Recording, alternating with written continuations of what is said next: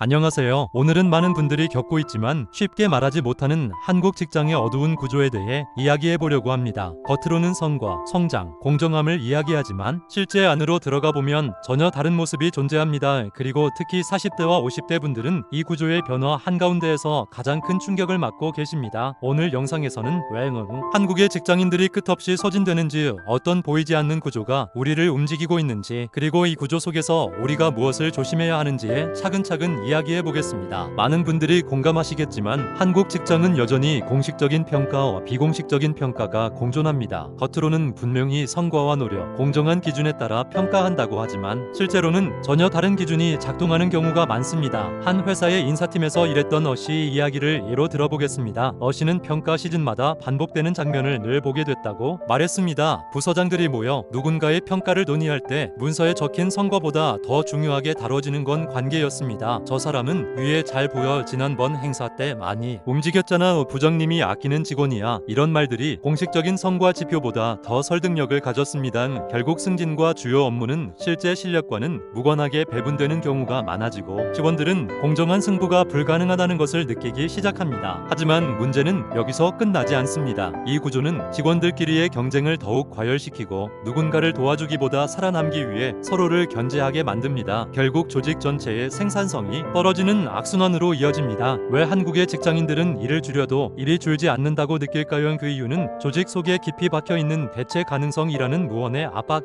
때문입니다. 회사 입장에서 직원 한 명은 언제든 교체 가능한 존재라고 생각하기 때문에 업무량이 많아지면 사람을 추가하는 것이 아니라 기존 인력에게 더 많이 시키는 방식으로 대응합니다. 문제는 직원들이 이 상황에 반발하지 못한다는 점입니다. 특히 40에서 50대는 사회 구조상 나가면 재취업이 어렵다는 걸 누구보다 잘 알고 있습니다. 이 두려움이 직원들을 침묵시키고 그 침묵이 또다시 회사에 과한 요구를 정당화합니다. 결국 누구도 쉬어갈 수 없고 누구도 문제를 지적할 수 없으며 모두가 조금씩 소진되어 갑니다. 요즘은 공개적인 폭언이나 물리적 갑질은 줄었지만 그보다 더 교묘하고 교환이 어려운 형태의 갑질이 늘어나고 있습니다. 대표적인 것이 심리적 압박입니다. 예를 들어 상사는 직접 지시하지 않았다고 말하지만 계속 회의에서 특정 사람을 쳐다보거나 은근히 책임을 떠넘기거나 평가 시즌이 가까워질수록 압박하는 말투를 사용합니다. 그 정도도 못하면 곤란하지 않나요? 다른 팀은 이미 준비 끝났더라고, 요즘 왜 이렇게 집중이 안 되세요? 이런 말들이 거듭되면 사람은 자신을 의심하게 되고 결국 스스로를 더 몰아붙이게 됩니다. 겉으로는 아무 문제도 없어 보입니다. 서류로 남는 폭언도 기록도 없습니다. 하지만 당하는 사람은 무너져가고 문제 제기조차 어렵습니다. 40, 50대는 오늘의 구조에서 특별히 더 큰 부담을 느끼는 계층입니다. 첫째, 역할의 무게. 회사에서는 후배를 챙기고 실적도 내야 하고 집에서는 자녀 교육과 부모 부양까지 책임져야 합니다. 둘째, 조직의 세대 교체 속도. 기술 변화는 빠른데 회사는 어느 순간 이제는 젊은 인재가 필요하다는 식의 분위기를 만들기 시작합니다. 실력 문제가 아니라 나이의 문제로 평가되는 순간이 찾아옵니다. 셋째, 재취업의 현실. 젊은 세대는 쉽게 이직하지만 40대와 50대는 퇴직 후 재취업이 훨씬 어려운 현실을 잘 알고 있어 직장의 불합리함을 참아낼 수밖에 없습니다. 이렇게 세 가지 압박이 겹치면서 중년 직장인들은 심리적 소진이 극한까지 올라가게 됩니다. 이 구조는 단기간에 바뀌지 않습니다. 하지만 개인이 선택할 수 있는 전략은 존재합니다. 첫째, 조직 안에서의 전문성 확보. 대체 불가능한 능력을 갖추면 구조의 압박을 상대적으로 덜 받습니다. 둘째, 관계의 균형 유지. 줄 서기다. 완전 단절도 아닌 건강한 거리의 인간관계가 필요합니다. 셋째, 체력과 멘탈 관리. 지금의 구조는 결국 버티는 사람이 살아남습니다. 체력과 멘탈은 전략입니다. 넷째, 퇴로 준비. 직장은 안전하지 않다는 사실을 알고 있을수록 나에게 유리한 선택지를 만드는데 도움이 됩니다. 한국의 직장은 여전히 많은 문제를 가지고 있습니다. 하지만 그 문제를 정확히 보고 그 안에서 어떤 전략을 세울지는 결국 개인의 선택입니다. 더 많은 분들이 소진되는 것이 아니라 이 구조 속에서도 자신을 지키고 자신의 길을 만들어 가시길 바랍니다. 오늘 영상이 도움이 되셨다면 다음 이야기에서 더 깊이 다뤄보겠습니다.